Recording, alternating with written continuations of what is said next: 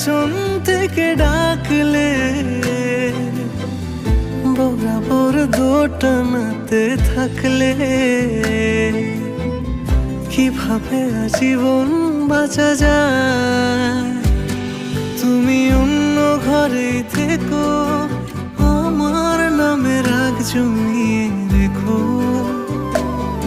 আমি সবটুকু দোষ তোমায় দিয়েছি,